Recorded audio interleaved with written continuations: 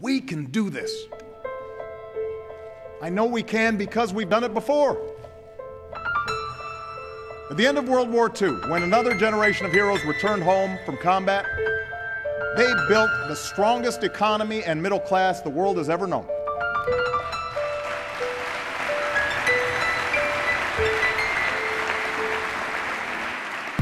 My grandfather, a veteran of Patton's Army, got the chance to go to college on the GI Bill.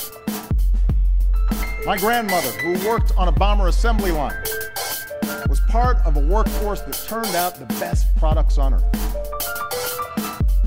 The two of them shared the optimism of a nation that had triumphed over a depression and fascism. They understood they were part of something larger. They were contributing to a story of success that every American had a chance to share. The basic American promise that if you worked hard, you could do well enough to raise a family, own a home, send your kids to college, and put a little away for retirement. The defining issue of our time is how to keep that promise alive. No challenge is more urgent. No debate is more important. We can either settle for a country where a shrinking number of people do really well, while a growing number of Americans barely get by. Or we can restore an economy where everyone gets a fair shot, and everyone does their fair share, and everyone plays by the same set of rules.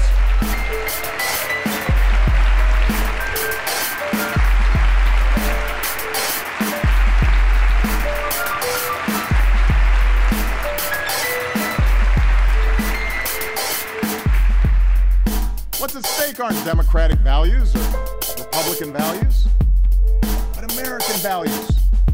And we have to reclaim them.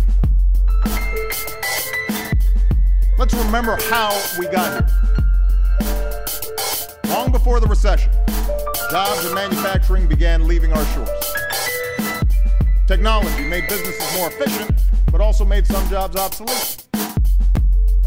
Folks at the top saw their incomes rise like never before.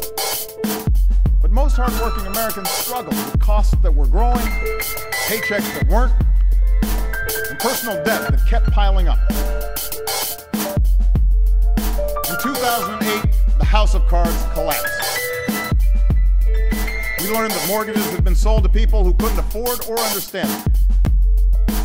Banks had made huge bets and bonuses with other people's money.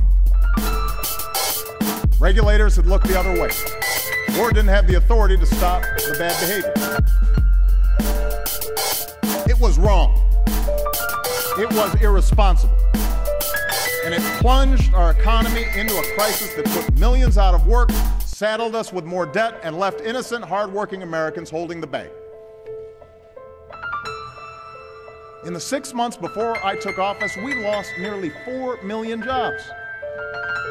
And we lost another 4 million before our policies were in full effect. Those are the facts. But so are these. In the last 22 months, businesses have created more than 3 million jobs.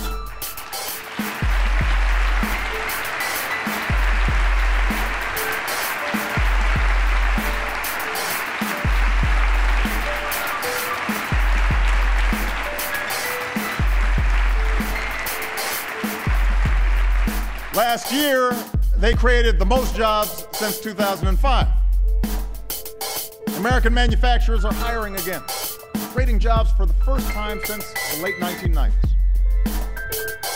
Together, we've agreed to cut the deficit by more than $2 trillion. And we've put in place new rules to hold Wall Street accountable so a crisis like this never happens again.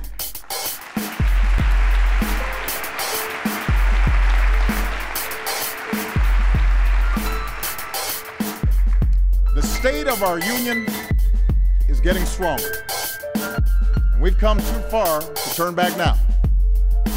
As long as I'm president, I will work with anyone in this chamber to build on this momentum. But I intend to fight obstruction with action, and I will oppose any effort to return to the very same policies that brought on this economic crisis in the first place.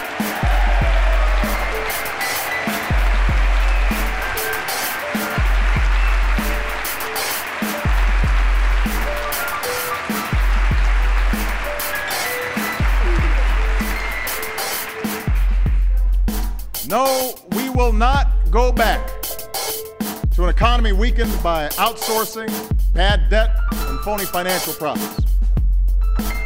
Tonight, I want to speak about how we move forward and lay out a blueprint for an economy that's built to last.